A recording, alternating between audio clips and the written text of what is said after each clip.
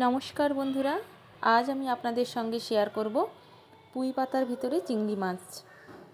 তো এখানে আমি চিংড়ি মাছ ভালো করে পরিষ্কার করে ধুয়ে নিয়েছি।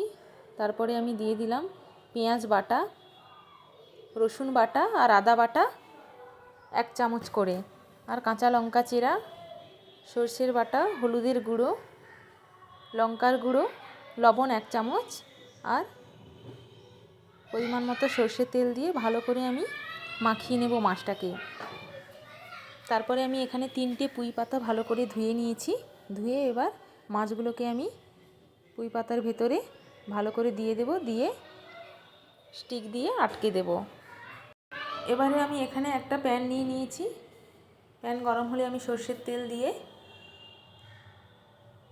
মাছগুলোকে দিয়ে দেব। দিয়ে আমি ঢাকা দিয়ে 7 থেকে 10 মিনিট হতে দেব। এই দেখুন, আমার এখানে পুঁই পাতার ভেতরে চিংড়ি মাছ রেডি।